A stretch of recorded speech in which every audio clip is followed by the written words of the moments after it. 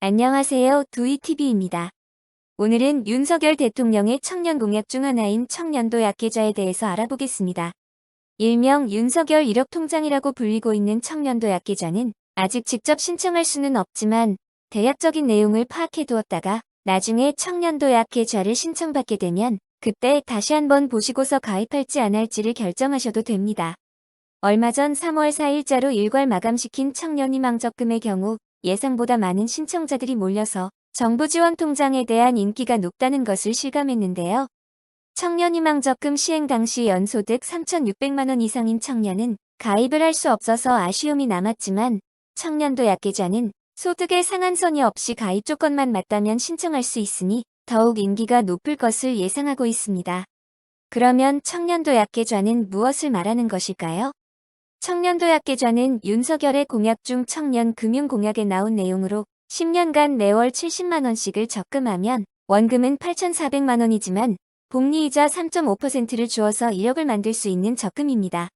물론 단순 적금의 형태가 아닌 주식형, 채권형, 예금형 등 세 가지 투자 운용 형태 중 하나를 선택하는 것입니다. 여기까지 들으면 3.5%짜리 적금이구나 라고 생각하실 수 있지만 납입금액 70만 원을 소득에 따라 정부에서 대신 내주는 구조이기 때문에 인기가 많습니다. 이게 무슨 말이냐면 연소득, 여기서 연소득은 세전소득입니다. 연소득 2,400만 원 이하의 청년은 70만 원 중에서 정부에서 40만 원을 내주기 때문에 해당 청년은 월 납입액이 30만 원이 되는 것입니다. 이제 표를 보면서 말씀드리겠습니다. 연소득 2,400만 원 이하는 본인, 월 납입금이 30만 원이고 정부에서 주는 저축장려금이 40만 원이고요.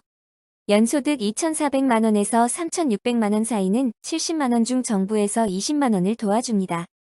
3,600만 원에서 4,800만 원 사이는 정부 저축장려금이 10만 원이며 연소득 4,800만 원을 초과하면 정부 저축장려금은 없지만 비과세 혜택은 주게 됩니다. 적금을 들어본 분들이라면 아시겠지만 비과세 혜택도 무시 못할 금액입니다. 70만 원씩 금리가 3.5%의 복리 적금을 들면 10년간 일반적인 세금을 공제하면 9,810만 원 정도지만 비과세의 경우에는 1억 69만 원이므로 약 270만 원 정도의 차이가 나게 됩니다. 얼마 전에 인기가 많았던 청년희망 적금의 경우 연소득 3,600만 원 이하의 청년만 가입할 수 있었는데요. 2년간 50만 원씩 적금을 했을 때 정부 지원금이 최대 36만 원이었습니다. 비슷하게 계산을 해보면 청년도 약계좌는 3,600만 원 이하의 청년의 경우 2년간 정부의 저축장려금이 480만 원인 것을 알 수 있으며 엄청난 혜택인 것을 알 수 있습니다.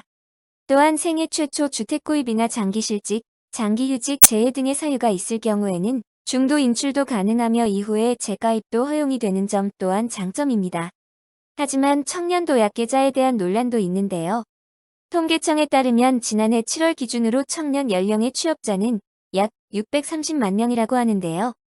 만약 이들이 모두 청년도 약계좌를 신청해서 최소 10만 원씩만 지원받는다고 해도 1년의 예산이 7조 5,600억이 소요가 됩니다. 저축장려금을 최소치를 계산했는데도 연간 7조가 넘게 들어가는 것입니다. 그리고 청년의 기준이 만 19세에서 만 34세인 점도 여전히 문제로 나오고 있습니다. 한 살 차이인 만 35세는 가입을 할 수가 없기 때문입니다. 여기까지 해서 청년도 약계좌에 대해서 간략하게 알아보았습니다. 다음에도 유용한 정보를 가지고 찾아오겠습니다.